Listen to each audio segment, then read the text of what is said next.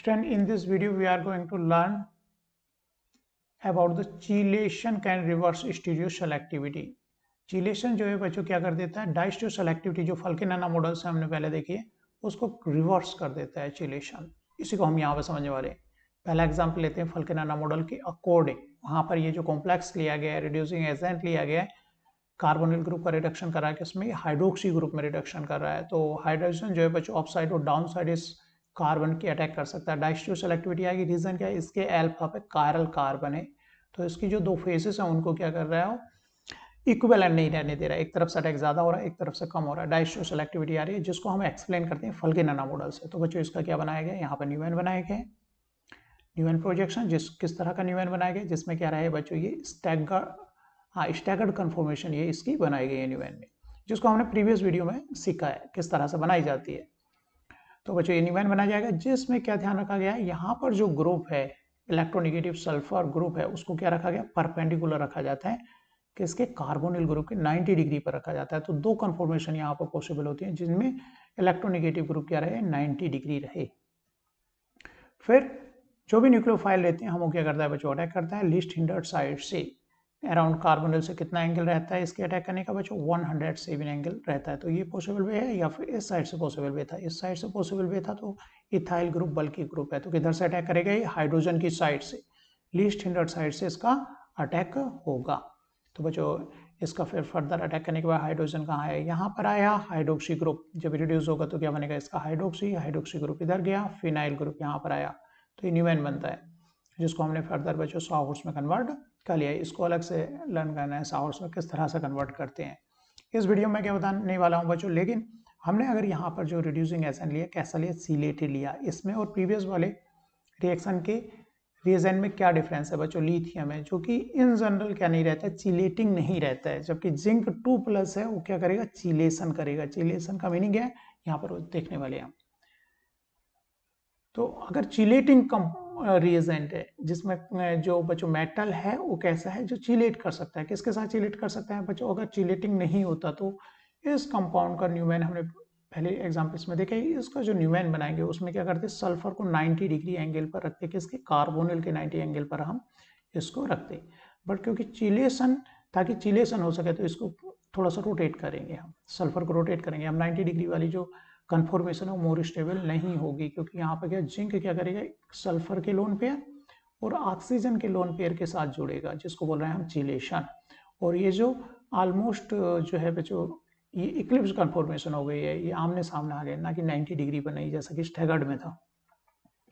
तो ये कन्फॉर्मेशन अगर चिलेटिंग रिएजेंट है तो ये कन्फॉर्मेशन मोर स्टेबल हो जाती है। अब न्यूक्लियोफाइल जो करेगा अटैक करेगा, अब इस कन्फॉर्मेशन में करेगा, ना कि इस पे। अगर चिलेशन नहीं होता तो बच्चों without chelation get attacked here, nucleophile कहाँ से अटैक कर रहा होता है, यहाँ से अटैक कर रहा होता है। लेकिन अब चिलेशन से क्या हो गया, हाइड्रोजन ग्रुप रोटेट हो गया। जब इसको रोटेट करेंगे तो हाइड्रोजन कहाँ गया, इधर से आ गया। अब बोरोहाइड्रेट न्यूक्लियोफाइल किधर से अटैक कर रहा है, यहाँ इस साइड से अटैक ये कर रहा है। तो हाइड्रोजन कहाँ पर आया, इस साइड में आया।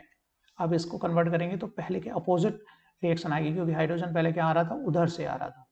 तो जो चिलेटिंग कंपाउंड्स हैं उनमें जो रिएक्शंस जाती है बच्चों इस कन्फॉर्मेशन से हो जाती है, इक्लिप्स कन्फॉर्मेशन से इस तरह से हो जाएगी। और उसके बाद डिसाइड करते हैं हम कि न्यूक्लियोफाइल किधर से अटैक करेगा। जो ये इलेक्ट्रोनेगेटिव ग्रुप्स है जिसके पास लोन पेयर है वो क्या कर लेते हैं बच्चों, इस तरह चिलेशन करते हैं। तो ये वाला बॉन्ड ऑलमोस्ट किसके, इसके इक्लिप्स आ गया, ताकि ये क्या कर पाए, चिलेशन कर पाए, इसके साथ जुड़ पाए।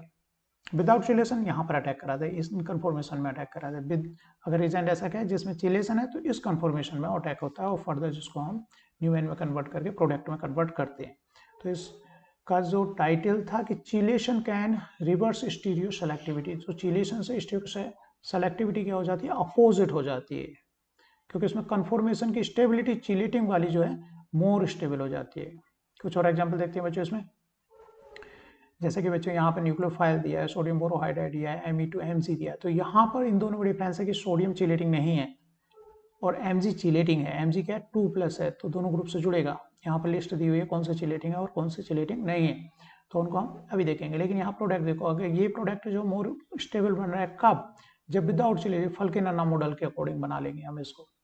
लेकिन अगर चिलेटिंग Mg2+ है तो प्रोडक्ट कौन सा हो गया, अपोजिट प्रोडक्ट मोर स्टेबल हो गया, ये 99% बनाए। तो एक बार बच्चों हम लिस्ट देखें कौन से मेटल चिलेटिंग है, तो जिनमें हायर ऑक्सीडेशन है, हायर ऑक्सीडेशन है, टाइटेनियम, जिंक, Mg2+, तो ये चिलेटिंग मेटल्स। और +1 वाले इन जनरल बड़े साइज वाले क्या है, चिलेशन नहीं करते हैं। Mg चिलेशन करता है, जिंक करेगा, कॉपर करेगा, टाइटेनियम 4+ करेगा, जैसे कि फजान रूल में हम पढ़ते हैं। तो मोर पोलराइज कर पाएगा, हायर चार्ज होगा तो मोर पोलराइज कर पाएगा, चिलेशन करेगा। चिलेशन करेगा तो चिलेटिंग वाली कंफर्मेशन को मोर स्टेबल, इक्लिप्स वाली को मोर स्टेबल कर देगा, और प्रोडक्ट जो मिलेगा हमें वो अपोजिट में लगेगा फाल्केन अन्ना के कंपैरिजन में। जो फाल्केन अन्ना सिंपल अटैक कराते हैं उसके रिवर्स हो जाएगी स्टोइकोमेट्री। एक एग्जांपल बच्चों और देखते हैं इसमें।